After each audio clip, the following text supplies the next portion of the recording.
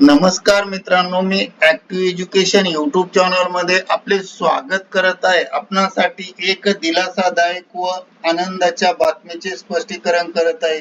तर चला आपला जास्त वेळ न घेता आजच्या प्रमुख आनंदाच्या बातमीचे स्पष्टीकरण करूया। मित्रांनो, बातमी आहे सरकारी कर्मचाऱ्यांसाठी गुढीपाडवा मुहूर्तावर महागाई भत्ता थकबाकी रक्कम मार्च मध्ये खात्यात जमा। या संदर्भामध्ये माहिती जाणून घेऊया। नमस्कार मित्रांनो, पुन्हा एकदा आपले हार्दिक स्वागत।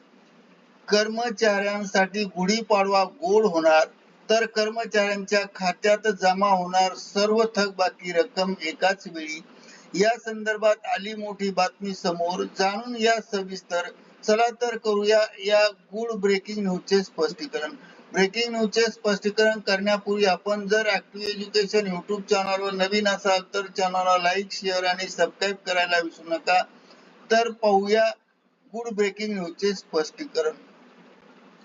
थकबाकी संदर्भात कर्मचाऱ्यांना या निर्णयामुळे राज्य सरकारी कर्मचारी, स्थानिक स्वराज्य संस्थेचे कर्मचारी तसेच पेन्शनधारकांना मोठा आर्थिक दिलासा मिळण्याची शक्यता आहे।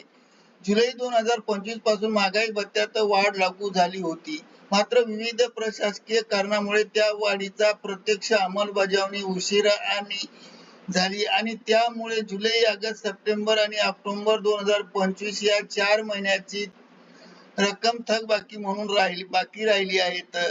आता हीच थकबाकी रक्कम मार्च महिना 2026 मध्ये एक रकमी देण्याचा सरकारचा विचार सुरू असल्याने कर्मचाऱ्यांमध्ये उत्सुकता आणि आनंदाचे वातावरण निर्माण झाले आहेत। त्यामुळे ही थकबाकी रक्कम किती मिळू शकते हे प्रत्यक्ष कर्मचाऱ्यांच्या मूलभूत पगारावर अवलंबून असते। उदाहरणार्थ, जर एखाद्या कर्मचाऱ्यांचा बेसिक पगार हा 40,000 असेल तर महागाई भत्ता 3% वाढ झाली तर त्या कर्मचाऱ्यांना सुमारे 1200 रुपये महागाई भत्ता वाढ मिळू शकते। अशा परिस्थितीत 4 महिन्याची थकबाकी 4800 रुपये इतकी होऊ शकते। याशिवाय एचआरए आणि इतर भत्त्यावरही त्याचा परिणाम होऊन प्रत्यक्ष खात्यात जमा होणारी रक्कम आणखी वाढू शकते।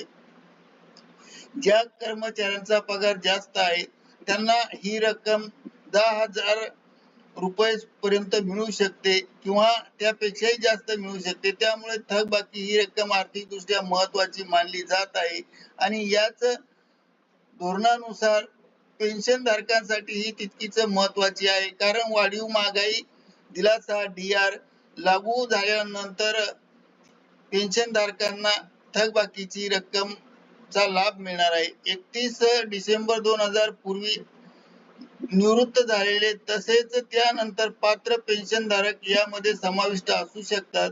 त्यामुळे लाखो पेन्शनधारकांच्या खात्यात देखील एक रकमी रक्कम जमा होण्याची शक्यता आहे। त्यामुळे गुढीपाडवा या महाराष्ट्रातील नवीन सण आहे, त्या सण असल्यामुळे अशा सणासुदीच्या दिवशी कर्मचाऱ्यांना गुढीपाडव्याच्या शुभ मुहूर्तावर आर्थिक भेट देण्याचा सरकारचा विचार आहे, असे यापूर्वी अनेकदा दिसून आले। त्यामुळे यावेळी गुढीपाडवा आधी किंवा त्याच आठवड्यात थकबाकी रक्कम मिळण्याची शक्यता व्यक्त केली जात आहे।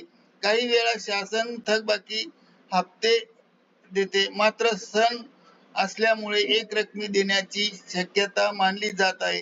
तथापि हा निर्णय अधिकृत शासन निर्णय जीआर अंमलात आल्यानंतर किंवा निर्गमित झाल्यानंतर स्पष्ट होईल।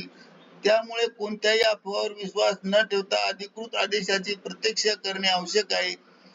एखादा शासन निर्णय एकदा जाहीर झाल्यानंतर नेमकी तारीख, रक्कम आणि विवरणाची पद्धत स्पष्ट होत असते। त्यामुळे जुलै ते ऑक्टोबर 2025 या 4 महिन्याची थकबाकी मार्च 2026 मध्ये गुढीपाडव्याच्या शुभ मुहूर्तावर मिळण्याची शक्यता आहे।